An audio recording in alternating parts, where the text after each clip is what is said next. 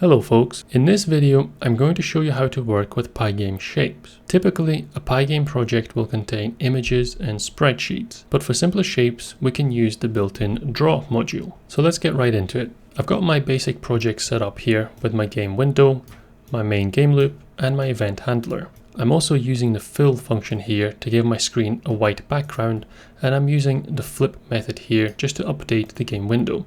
So when I run this I just get a white screen. We'll begin with the most common shape, which is the rectangle. To do that, we go underneath this fill function here, and I just call pygame.draw.rect, and I pass in a few arguments. The first one is going to be the surface on which I want to draw this rectangle. In my case, that is my screen, which is what I've called my game window up here. The second argument is the color, which is an RGB value. I will pass 255, 0, and 0, which will give me a red rectangle. Then the third argument is going to be a collection of, first of all, the X and Y coordinates, which I'll pass as 200 and 100, and then the width, which I'll pass as 150, and a height, which I'll also pass as 150. This should give me a square positioned at those coordinates. So when I run this, I get my red square right here. That gives you a basic rectangle, but you can actually pass in a few additional options. If I add in more optional arguments in here, for example, width, I can set this to, for example, 1. And if we run this again, you'll see that what was previously a solid filled rectangle has now become a hollow rectangle with an outline, and that outline has a thickness of 1 pixel. So I can change this, for example, to 5, and I will now get a much thicker outline on the rectangle. I can also set this to 0, and if I set a width to 0, I end up with that solid filled rectangle from before. So actually, when you don't pass anything in here, by default, the width is set to 0. I'll set this back to 5 to give me that hollow rectangle with a thick outline. And there's something else you can do to these rectangles, which is to pass in a border radius. So let's say border underscore radius, and we'll set this to, let's go with 50 pixels. And now you can see it's rounded the corners of the rectangle.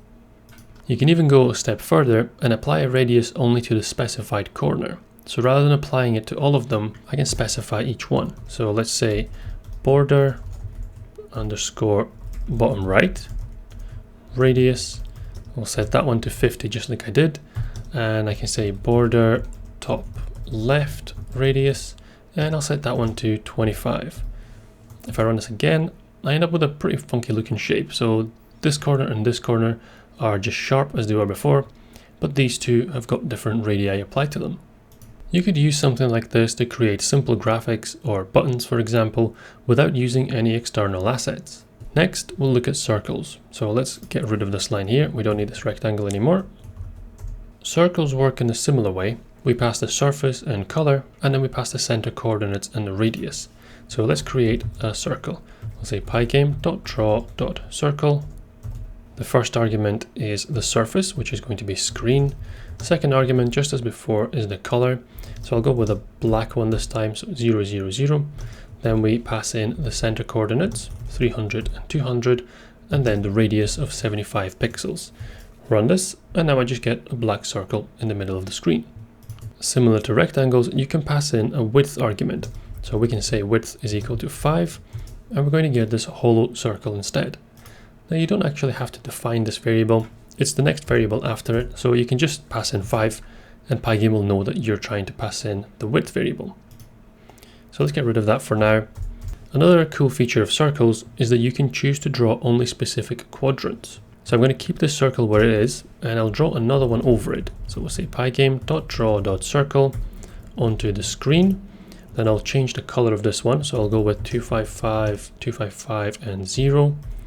The coordinates are going to be the same, and the radius is also going to be the same.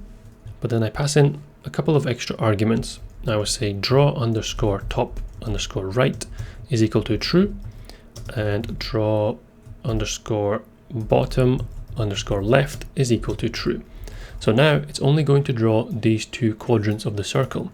If we run this again, we end up with the black circle that was previously there, but now on top of it, I've got these yellow quadrants of a circle.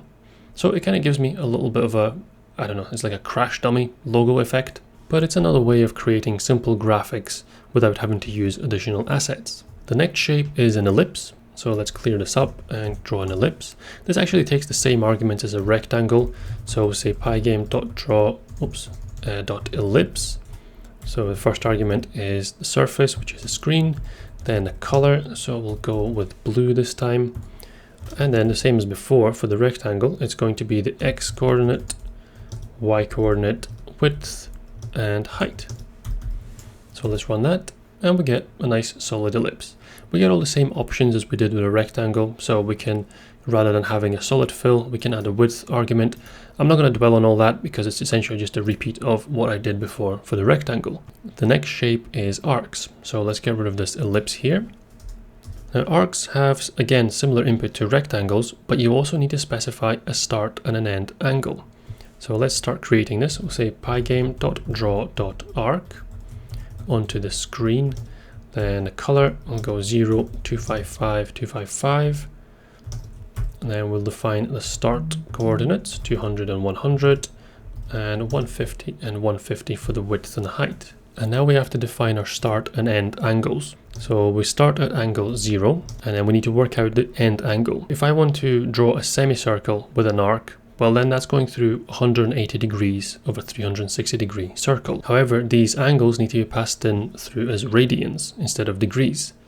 If you remember your trigonometry, pi radians is 180 degrees. So if I want to draw a semicircle, the end angle is going to be pi, which is 3.14. And the last argument is going to be the width. So we'll set a line width of 5 pixels. Let's run this, and there we get a 5 pixel thick semicircle arc. This shape may seem boring at first, but you can make it dynamic by using a variable for the angles. So rather than specifying 3.14 in here as the end angle, we can replace that with a variable that can be controlled based on inputs. So let's try that. We'll replace this with a variable x, and we'll need to make sure that we define that variable up above. So we'll say x is equal to 0, just up here above the creation of the screen. And then I just need to add some inputs to allow me to change this x variable. So just up here, I will say if pygame.mouse.get underscore pressed, and this is going to be the left mouse click, so it's index 0. If that is true, well, then we're going to increase that x variable. We're going to increase it very slightly though, because we don't want it to go shooting up. So we'll just increase it by a very small value. And then I can copy this down and replace it with an elif. And this time I'm looking for a right click, which is index 2, in which case I decrease the x variable by that same amount.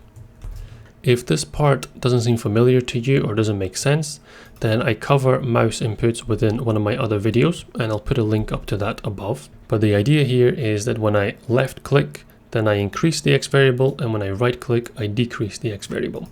Let's run this again. And there's nothing coming up here, there's no arc. But if I click and hold, a little arc appears. If I right click, it goes back again. And that makes this arc quite a bit more useful.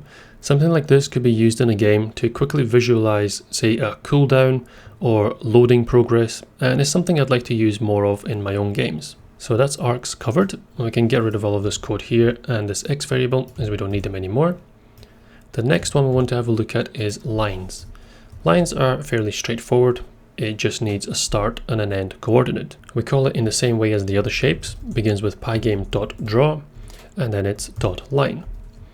The first argument, as with the others, is the display window, so it's a screen. Then for the color, I'll pass 255, 0, 255.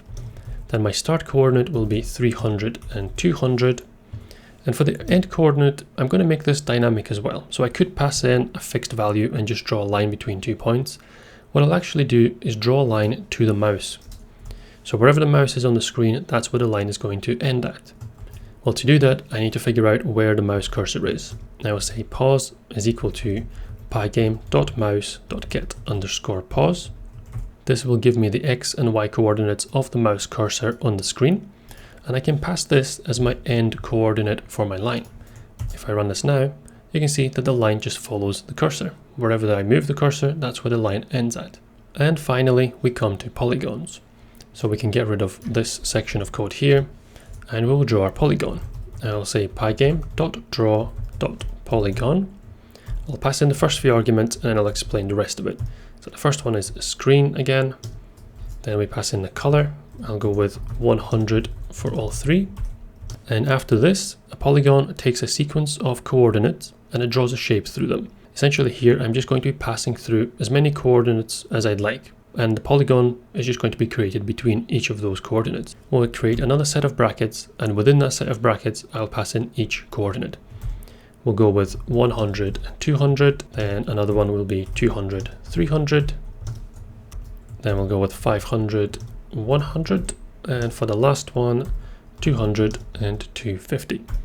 So Pygame will, by itself, it will draw a line through each one, and then it will close the entire loop for us. So it will complete the polygon. And when I run this, I get a little tick mark.